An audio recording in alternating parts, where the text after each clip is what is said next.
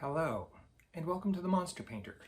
This week, I'm going to go to Breakout Con here in Toronto, and I am going to play a demo game of a new tabletop miniature war game called Conquest. And I think it's going to be a lot of fun. So, it's been a couple of years since the last Breakout Con happened, and I am so very happy it has risen from the ashes of the Great Plague. I, for one, am very excited that we can have a crosstown Monster Painter field trip because gaming conventions are huge fun, and part of that fun is getting to do demos and having the chance to test drive unfamiliar games, and I can't wait to get a taste of Conquest. And here at last, we are at the Conquest booth at Breakout Con 2022. And this booth is chock-a-block full of all manner of tabletop wargaming goodness. Conquest was launched just a couple of years ago in 2019 by Parabellum, and their ambition is on full display here. This game is fully kitted out with lots and lots of models, plenty of factions, tons of options, and a lot of really intriguing box art. This company seems pretty serious about its game. All these models are supported by a rather well thought out, richly detailed lore that includes neoclassical fallen gods and orcs riding dinosaurs. That's right, the way God intended it. Orcs should ride dinosaurs, and Conquest understands that fact. The game itself comes in two flavors: a mass battle rank and flank flagship version. The model count isn't too high, so the bar to entry is not that oppressive. A 2-faction starter kit's gonna cost you around $125 Canadian, so pretty obtainable, especially for a mass battle game. There is also a skirmish version if you're like me and you want to keep it small, keep that model count down. 10 or 12 models, and you're off to the races. And check out these models. Sure, they look great with their pro paint jobs, but these sculpts and the styling are absolutely top-notch and as good as you're going to find anywhere in the world. There are some very interesting and intriguing models in this line, and I think they'll be a lot of fun to paint up. On to the game itself, which was very ably presented. Really, all the staff at this booth was excellent, and another sign that Parabellum means business. But I digress. The demo was a straightforward war game. Thankfully, Conquest is not trying to reinvent the wheel. Its presentation was clear and easily understood. I felt that after the half-an-hour demo, I was fully equipped to go on to have hours of good times with this game. I am, however, pretty confident that if you were to dig into the rules, you would find an ample amount of in-depth tactical and list-building options that would keep you engaged for a long time. That being said, the demo is definitely straightforward and comprehensible and tasty. So much so that one of the participants at the demo, a lad of about 10 or 12 years, picked it up quickly and then tore through the ranks of his more seasoned opponent. So the game is pretty solid. But now let's take a look at the truly important part of any tabletop miniature war game: the models. And the good people of Parabellum were kind enough to give out a model kit to everyone who played the game or took part in the demo. And I picked out this Nord Raiders kit because I just can't resist a little battle damage. And the box contains 4 frames with a ton of bits, which means there's a ton of clipping to do.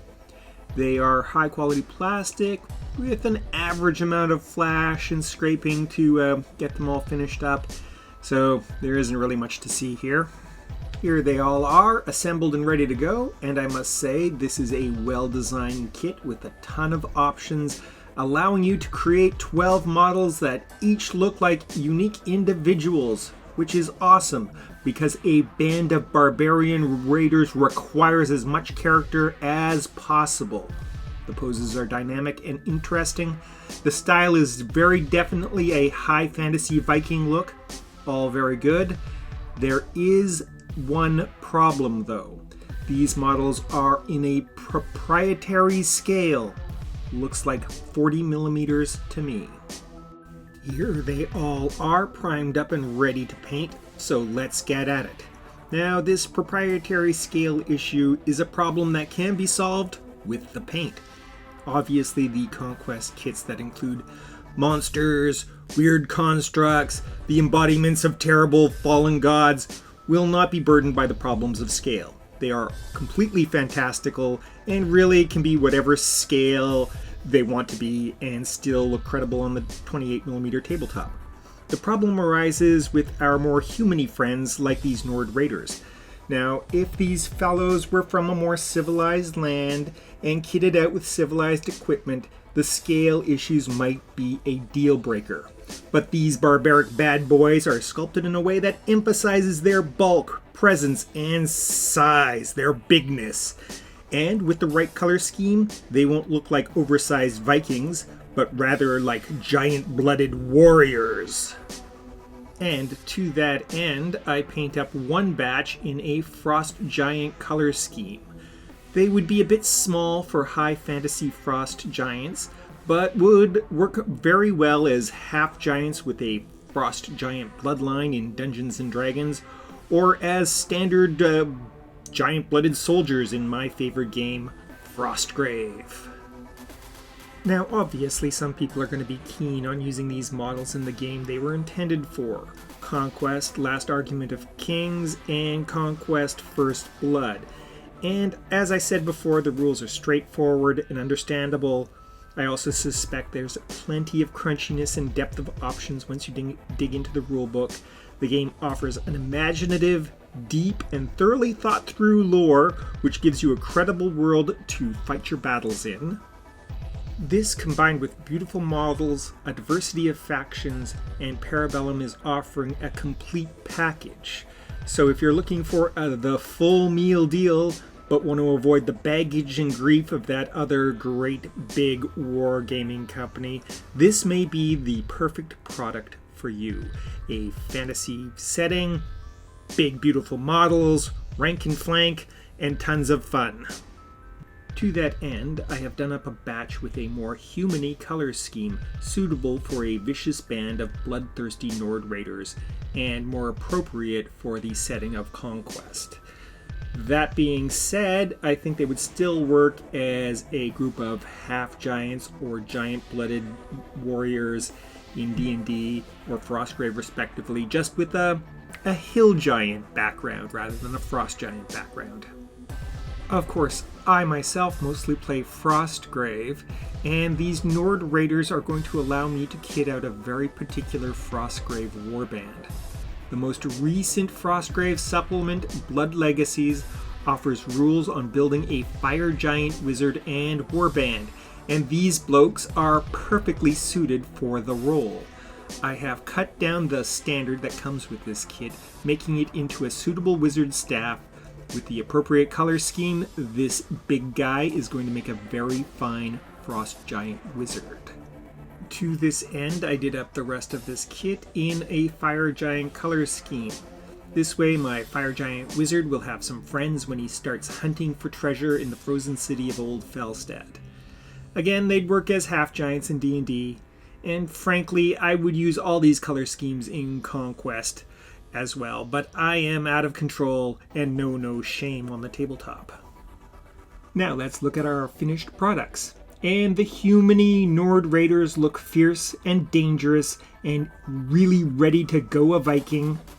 The Frost Giants look cool and intimidating, and they're clearly ready to get their Jotun on. Finally, our Frost Giant wizard and his buddies are ready to smash some heads and seize the treasure as a novel warband in Frostgrave. And here we have our boys in their natural habitat, fighting it out for treasure in the frozen city of Old Felstad. And now for a new feature, Fight Night. This week it's a Frost Giant versus a sexy Fire Elemental. Let me know who you think will win.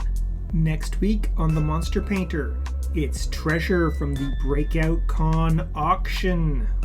Remember to like, comment, subscribe, and ring the bell.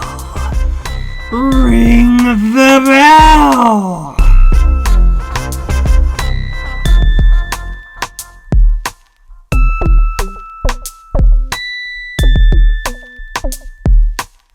You are watching Les the Monster Painter.